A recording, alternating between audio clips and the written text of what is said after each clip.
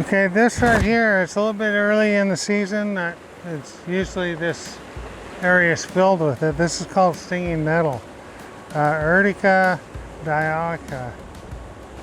And stinging nettle, it's got a square stem and opposite leaves like sage would have, but it's not related to sage. So stinging nettle is a super nutritious plant. It's really high in chlorophyll, vitamin A and D, and pretty high in protein too. So they call it stinging nettle because it's got little hairs, especially along the stem and on the underside of the leaves. You can see them there. And they have formic acid in them. That's what makes it sting, that stinging sensation. So when you collect this, we collect it by the bucketfuls because this is really good stuff. And take it home and dry it, and we use it throughout the year.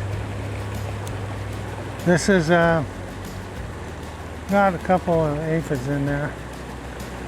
But so anyhow, it'll sting you if you don't have gloves on and stuff. But when you cook it or it's dried, the formic acid dissipates and it won't sting you anymore. So, but you can eat it raw if you know how to use it. And notice when I took this leaf, I took it from the top of the leaf down, folded it under, and then folded off. Okay, I also got a piece of a stem here. So anyhow, you can take these, and as long as you fold them in, because the stinging hairs are on the bottom side of the leaves, so just start folding it, the top of the leaf always out. Keep folding it like that, and give it a good pinch. You know, just put it in your molars and start chewing it up. It's actually not a bad plant.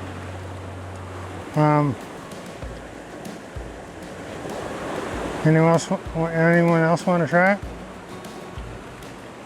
No? Okay, take it from the leaf.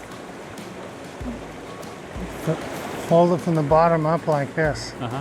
Keep folding it over. You don't want to touch the bottom? No.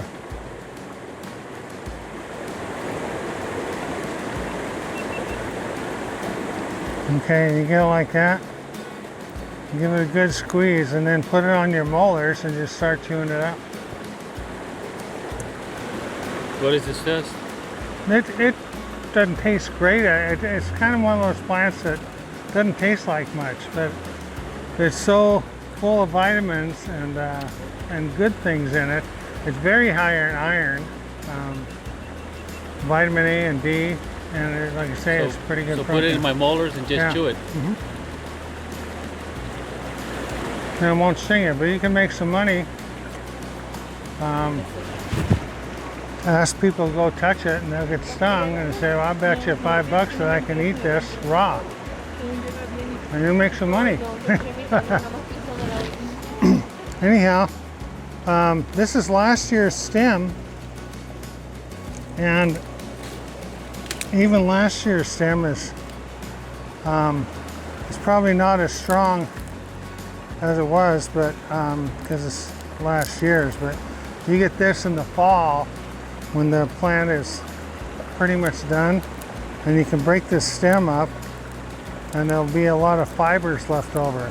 And that fiber is very strong, and you can make rope and cordage out of it, out of the stinging nettle stems. So you can find this anywhere where there's water. Highly nutritious.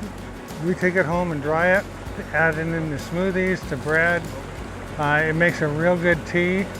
And Marianne actually likes, this is probably her preferred drink of any non-water drink that you could have, is stinging nettle tea. It's actually very good. Grows throughout the country. Try to collect it before it sets seed and even before it sets flower. It changes the chemistry of the plant, and then it becomes not as good for you. So try to get it in the spring when it's coming up like this before it flowers, and collect it and there's some places that there's just fields of it, and you can just, we go to a place where we can collect it without moving more than 50 feet. We can get 2 or 3 bags a piece. Then we just take it home, stick it in the sink, wash it, you know, get any bugs that might be on it off, throw it in an air dryer, a food dryer. But we have this big basket that has shelves on it. It's all a mesh, and just put the leaves in there and hang it up and leave it there for a couple days, and the leaves become crunchy and stuff, and you pick them up and put it in a bag and store it and use it throughout the year.